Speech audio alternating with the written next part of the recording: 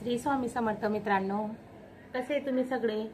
आपण जाणणार आहोत की आपल्याला ललिता पंचमीच्या दिवशी काय करायचं आहे आणि ललिता पंचमी ही काय आहे, ललिता पंचमीची पूजा केल्यावर काय होतं आणि का करायला हवी, म्हणून आपण या व्हिडिओमध्ये ललिता पंचमीची सविस्तर माहिती घेणार आहोत.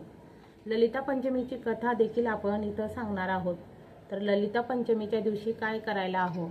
ललिता पंचमी ही नवरात्रमधील 5वी माळला येत आहे आणि ती स्कंद माता आहे.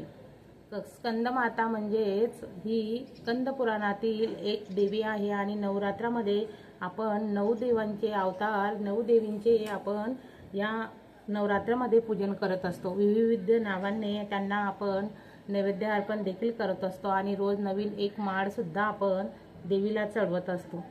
तर स्कंद पुराणातील ही देवी स्कंदस माता म्हणजेच ललिता पंचमी. ललिता देवी ही हृदयाची देवी असून तिची सेवा आपल्याला, तिचं स्तोत्र पठण हे आपल्याला ह्या दिवशी करायचं आहे. तर नेमकं काय करायचं आहे, तर ललिता पंचमीच्या दिवशी आपल्याला हे ललिता स्तोत्र तुम्ही बघू शकता, असं उलट दिसत असेल. श्री ललिता पंचमी स्तोत्र या छोट्याशा पुस्तकामध्ये ललिता देवीची सगळी माहिती आपल्याला मिळणार आहे आणि ती माहिती आपण या पुस्तकातून घेणार आहोत. ललिता देवीची कथा मोठी रम्य असून ती स्कंद पुराणातील देवी आहे असे म्हटले जाते. वर्णिले आहे की भगवान शंकर कैलासावर पर्वतावर ब्रह्मानंद निमग्न करत असताना देवांच्या आग्रहावरून समुद्र मंथन झालं आणि त्यांच्या मनात कामवासना उत्पन्न करण्याचा प्रयत्न करू लागला. तेव्हा भगवान शंकराने आपल्या क्रोधीने त्याला जाळून भस्म केले. त्याच राखेपासून श्री गणेश मनुष्याचा पुतळा तयार केला. म्हणजेच गणपतीचा हा मनुष्याचा पुतळा तेव्हापासून तयार केला आणि त्या संजीवनी केलं. म्हणजेच त्या पुतळ्याला संजीव बनवलं, त्याच्यामध्ये प्राण टाकले आणि बालक मंदासारखा सुंदर असा तो गणेश तयार झाला. शतारूढाचा उपदेश करून तत्परे बसविले. म्हणजेच शंतरुद्राचा उपदेश करून तपश्चर्ये बसविले. गणेशाने तयार केलेल्या पुतळ्यामध्ये क्रोधांचा अंश होता. म्हणजे गणपती बाप्पाचा जो पुतळा तयार केलेला होता त्याच्यामध्ये क्रोध भरभरून भरलेला होता, असा अंश त्या पुतळ्यामध्ये होता. म्हणून माणूस अतिशय उग्र दिसू लागला. त्याला पाहताच ब्रह्मदेवाचं तोंड भळभळ असे शब्द निघाले. ब्रह्मदेवाच्या तोंडातनं भळभळ असे शब्द निघाले आणि भळ मोठ्या झाल्यावर फार क्रूर दुष्ट असा असुर बनला.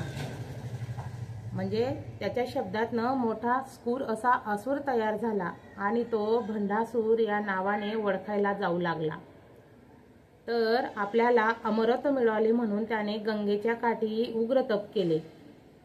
त्याला अमृत पाहिजे होतं म्हणून त्याने गंगेच्या काठी त्याने तप केले आणि शंकराने प्रसन्न होऊन त्याला अमरत्वाचं वरदान दिलं. म्हणजे महादेवाची त्याने उपासना केली आणि महादेवाने प्रसन्न होऊन त्याला अमृत, म्हणजे तुला कोणीच मारू शकणार नाही असं वरदान त्याला दिलं.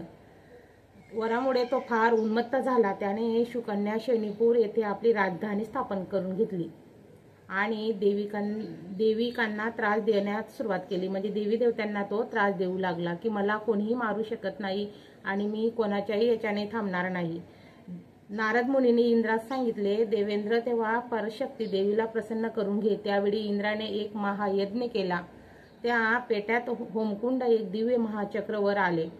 म्हणजे त्याच्यातनं एक दिव्य चक्र वरती आलं त्या होमामधून आणि चक्राच्या मध्यभागी एक दिव्य देह देणारी देवी निर्माण झाली. ती ब्रह्मा विष्णू महेश यांच्या महातेजातून युक्त होती. म्हणजे ब्रह्म, महादेव आणि विष्णू या 3 देवांपासून ती तयार झालेली देवी होती. सर्व देवांनी भंडाकासुराला त्रास देण्याबद्दल सांगितलं. त्या देवीने त्याचा नाश करण्याचं आश्वासन दिले.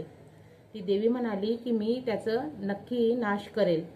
तर ललिता देवी भंडासूर दैत्यांसरोवर, म्हणजे ती देवीच ललिता देवी होती आणि भंडासूर सोबत 4 दिवस घनघोर युद्ध केले आणि 5व्या दिवशी भंडासुराला सर्व दैत्य ठार मारले.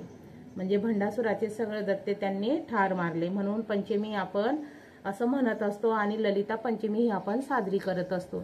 तर ललिता पंचमीच्या दिवशी आपल्याला ललिता पंचमीचे म्हणजे ललिता देवीचे स्तोत्र उपासना आपल्याला करायची असते आणि त्या दिवशी आपल्याला कुंकुमार्चन देखील करायचं असतं. आता कुंकुमार्चन कसं करायचं, कुंकुमार्चन म्हणजे जी आपली कुलदैवत असते, कुलदैवतचा जो टाक असतो तो टाक घ्यायचा, त्याला पाठावर एक तमान ठेवायची, तमानमध्ये तो कुलदेवीचा टाक ठेवायचा आणि त्याच्यावर हो माय रीम क्लीम असं करून आपल्याला कुंकुमार्चन करायचं असतं।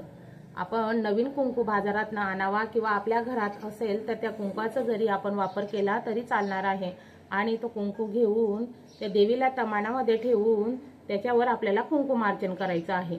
तर कुंकुमार्चन करताना आपल्याला एक मंत्र म्हणायचा आहे, तो आहे ओम माय रीम क्लीम चामुंडाय विच्चे। हा देवीचा मंत्र म्हणून आपल्याला 108 वेळा एक माळ करून ते कुंकुमार्चन करून त्या देवीच्या आपल्याला टाकावर तो कुंकू अर्पण करायचं आहे। आता तुम्ही म्हणणार मग त्या कुंकवाचं काय करायचं?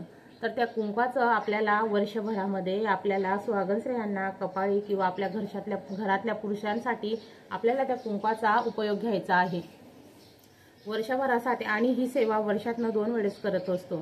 तर आपल्याला ह्या नवरात्रमध्ये ती सेवा आवर्जून करायची आहे।